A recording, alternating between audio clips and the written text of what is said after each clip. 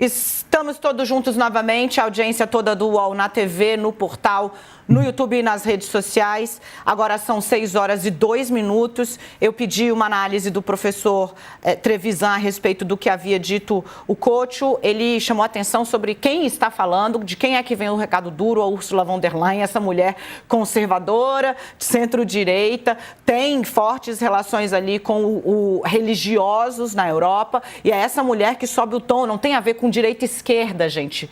Vamos todos trabalhar numa linha menos dicotômica e mais realista, porque é o que o mundo está nos exigindo agora. E aí, professor Couto, eu disse que havia uma novidade para colocar aqui neste nosso debate.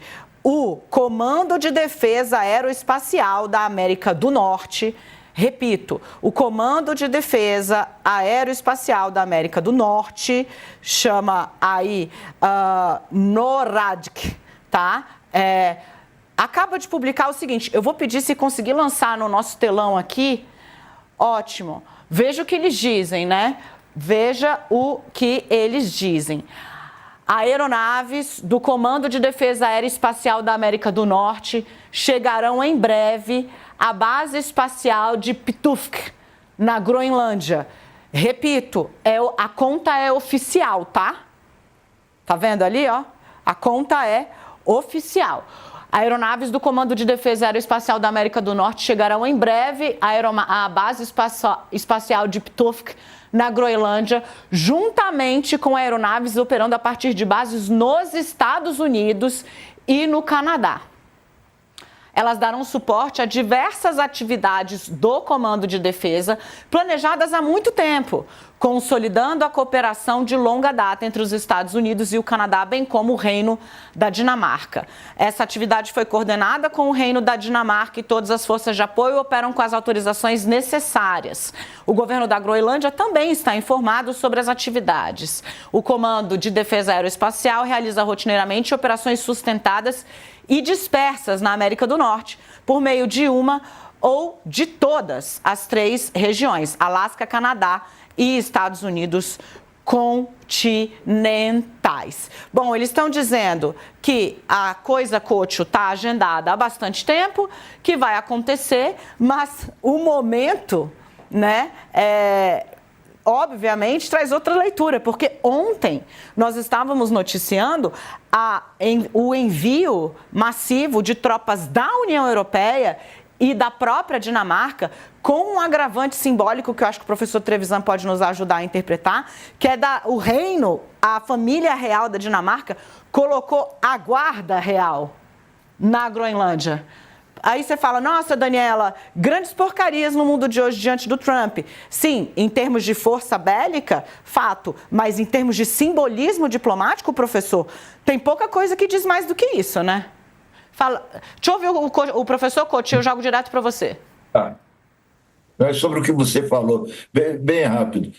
Hoje também, além dessa notícia que deu aí da operação militar dos Estados Unidos na Groenlândia, eu não sei se vocês viram uma inteligência artificial, uma foto do Trump fincando a bandeira dos Estados Unidos na Groenlândia, né, e acompanhado do Marco Rubio e do Vice Vance. A gente tem essa foto. Podia mostrar, porque... Vamos sim, enquanto você fala eu exibo, pode continuar. Ao mesmo tempo que ele disse que foi tudo combinado, né, com o Canadá, com a Dinamarca e tal, ele bota um negócio, isso é uma provocação que eu diria quase infantil, mas é grave, sabe? Que nem esse mapa que você mostrou aí, ele já anexa naquele mapa ali, eu sei que é inteligência artificial também, mas foi divulgado pelo próprio governo americano, né? Ele anexa a Venezuela e a Groenlândia. Essa é a da anexação da Groenlândia, a gente quer aquela, gente, que ele está como quem pisa na Lua, só que no caso é na Groenlândia, acompanhado do Marco Rubio, essa aí, olha aí. Sabe que a gente pode tirar nossa tarde, nosso QR Code rapidinho? Porque tem, obrigada, gente, porque tá aí, né, Groenlândia, US Territory, ou seja, território americano, desde quando? 2026. Trevisan, com você. Essa foto é simbólica, né? Essa foto tem tudo a ver, né, com Okinawa, essa foto tem tudo a ver com a memória americana de fincar a bandeira em locais de conquista, né? E talvez a gente precisasse lembrar, né, que essas fotos elas simbolizam esse fincar de bandeira, principalmente em inimigos nazistas, né, e bem autoritários, principalmente o Japão fascista. Né? É bom a gente lembrar isso, né? Porque é usurpar uma conquista que os americanos têm muito respeito nela. Né? Mas vamos falar, de certa forma, daquilo que você mencionou, né? Que é esse comunicado conjunto. Esse comunicado conjunto precisa ser lido de duas formas. A primeira delas, né, é a exposição de força. Nós fazemos isso e etc. A segunda, sabe, Daniela, é comprovar que não é preciso, vamos prestar bastante atenção nisso, não é preciso romper a soberania da Groenlândia para que se façam exercícios militares de proteção ao Ártico. É esse o subtexto. As Forças Armadas americanas, elas não são unitárias. Professor, o senhor está insinuando que os militares americanos estão dando um recado de que é possível fazer isso com os amigos dinamarqueses e groenlandeses? É isso aí mesmo. Você precisa olhar para esse adiantar desse exercício e deixar Trump falar sobre ele, imaginando que é do lado dele. E você precisa deixar esse exercício pelo que ele é. Não há necessidade de tomar a Groenlândia para que a gente tome conta dos russos e dos chineses no Ártico. Portanto, talvez, né, mais uma vez, o recado esteja dado. Eu chamo a atenção que quanto mais, de algum modo, né, os militares americanos sérios, são eles os últimos que sobraram, são os últimos adultos na sala, Daniela. A gente precisa prestar atenção nisso. Eles abriram um canal de ligação direto com os militares chineses para que nenhum problema político os faça perder controle de alguma situação. Está no New York Times, desde o exercício militar. Foi avisado que os militares chineses, os generais chineses, avisaram primeiro os generais americanos que iam fazer. Está no New York Times. Então, quando a gente olha para isso, né, talvez a gente tenha uma ideia de que tudo que está se falando sobre Groenlândia não é sobre Groenlândia. É sobre humilhação da Europa Ocidental. O alvo é esse. E o alvo é provocar uma humilhação na Europa Ocidental que facilite nas eleições próximas a ascensão da extrema-direita. Quem disse isso não fui eu nem você, Daniela. Quem disse isso foi o Vance, em Munique, no começo do ano, quando ele foi lá e disse que as forças patrióticas, as forças de direita, diretamente falando, é por isso a torcida para cima do Macron.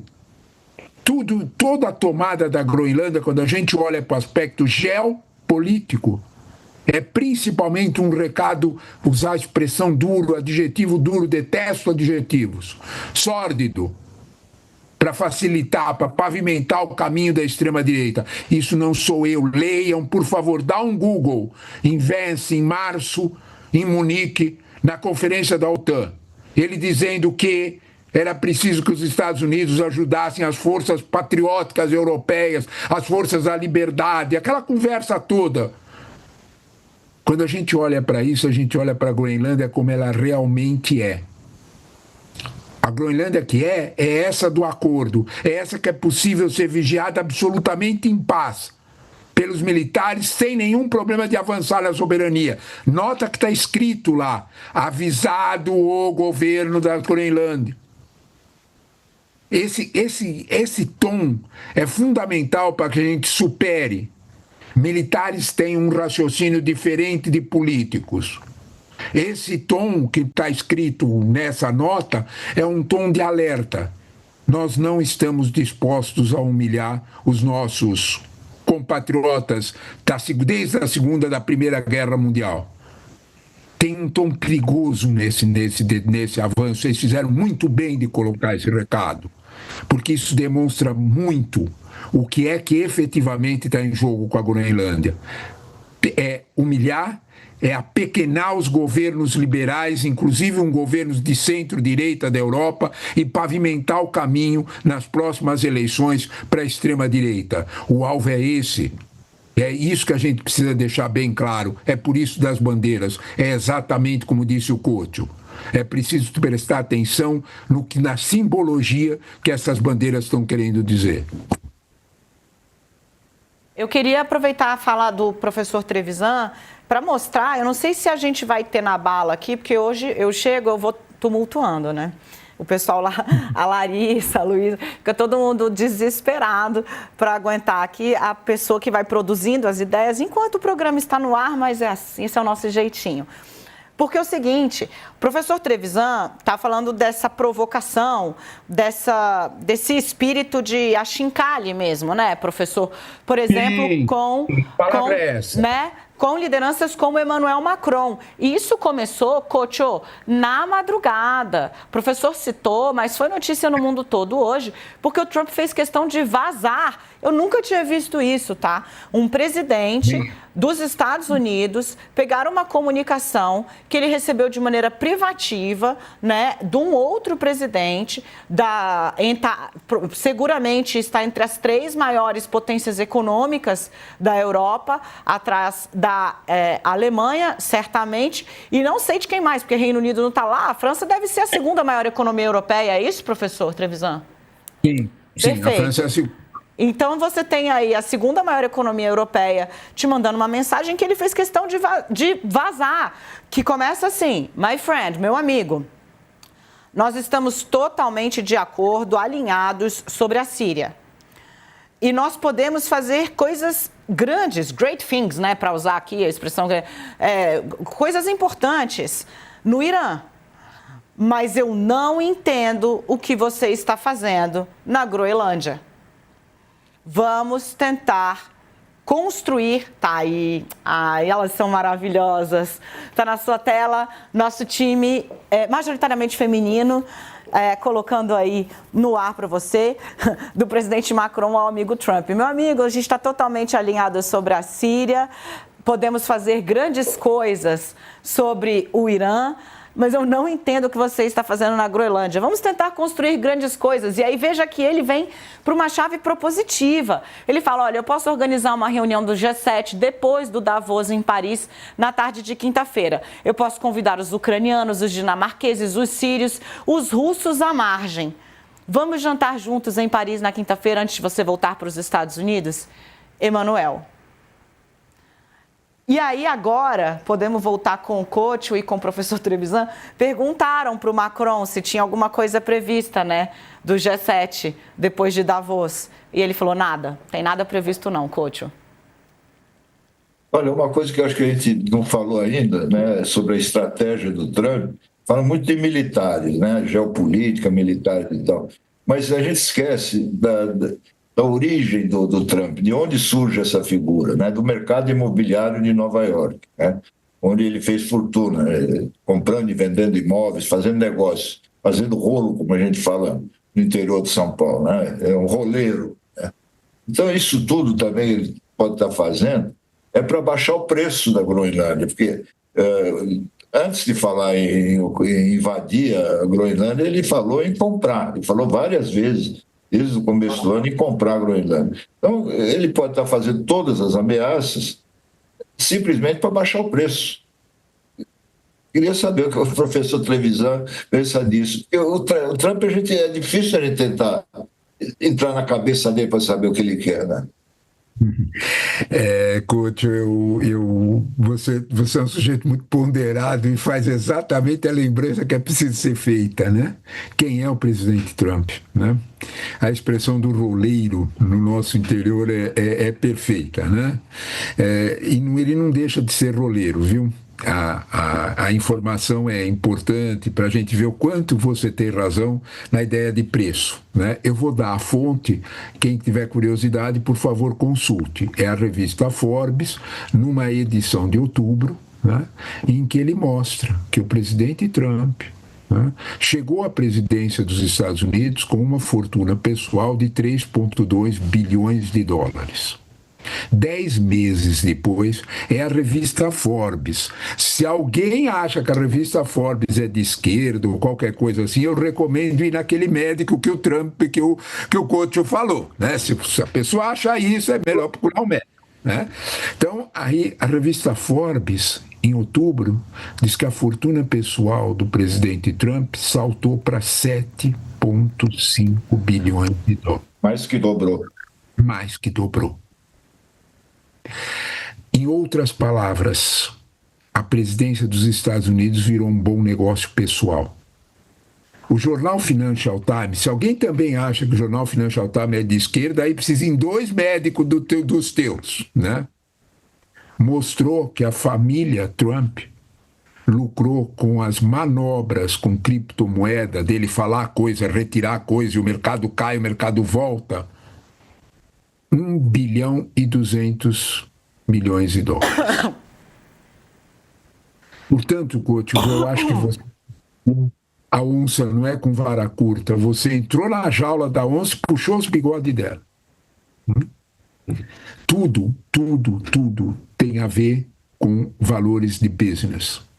Quando a gente olha para Gaza, o que a gente vê na formação daquele conselho é principalmente o genro dele e um bilionário americano especializado em criar resorts. Como é que é? É isso? Então, quando nós olhamos para o preço da Groenlândia, a negociação não está em comprar a Groenlândia.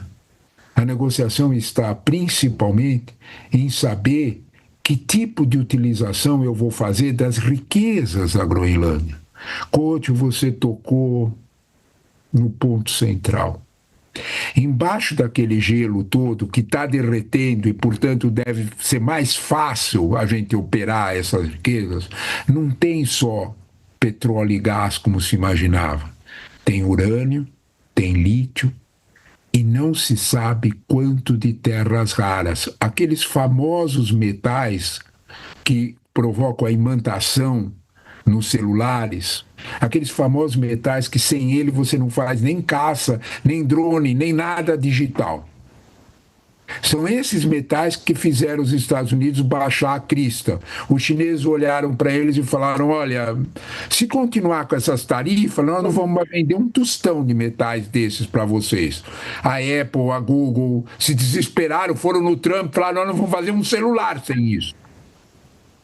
Eles botaram ordem na cabeça. Couto, você tocou no ponto central. A Groenlândia é um futuro muito promissor. A alguns milhares, bem perto de milhares de quilômetros da fronteira norte-americana. Por esses metais é o que explica muito dessa necessidade de comprar. Quer humilhar a União Europeia? Quer fabricar o terreno para a direita ganhar lá? Direita pesada ganhar lá? Quer.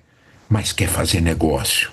E o negócio na Groenlândia é tão promissor quanto em Gaza. Vou fazer uma observação e aí eu preciso me despedir do professor Trevisan com você, meu bem.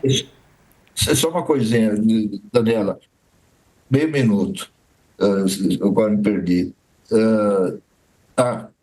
Também a Venezuela não é uma questão só geopolítica, cara. É petróleo e também terras raras, e também tem. Então, no fundo, a gente fica falando de militares, de exército, de aviões, geopolítica e tal, mas o problema é grana. É isso aí. É isso aí, Couto, pelo nome certo. É grana. É isso aí. É isso aí. Não vamos nos esquecer o que você falou das origens. Quem tiver alguma dúvida, assiste o Aprendiz. Dá uma boa ideia sobre de quem nós estamos falando quando não era presidente da República. Muito bom, gente, muito bom. Vocês tocam de ouvido, né, vocês dois? Muito engraçadinha essa dobradinha, essa duplinha aqui, dupla do barulho, dupla da informação e principalmente dupla da análise de qualidade aprofundada. Professor Trevisan, o senhor já conhece todos os truques da comunicação, daqui a pouco vem apresentar jornal aqui com a gente, já vai. Antes de você dizer que a de direita não é a revista, mas maior revista de economia do mundo, fica aí e tal. Jogando muito, obrigada, professor, pela parceria aqui mais uma vez no All News. É sempre um prazer e uma honra contar com a sua leitura desse cenário que, bom, se o Celso Amorim está dizendo que é inédito, quem sou eu para dizer o contrário, né? Exatamente. Muito obrigado a vocês pelo convite. Como sempre, uma conversa com o coach é muito, muito legal. Daniela, uma alegria o teu jeito de fazer. Fica bem gostoso a gente fazer a discussão aqui. Um abraço a todos, boa tarde. Valeu. Obrigada, querido. Quando a gente precisa... Na verdade, tem dia que é preciso, né, coach? Tentar trazer alguma leveza. Hoje é um desses dias, hein?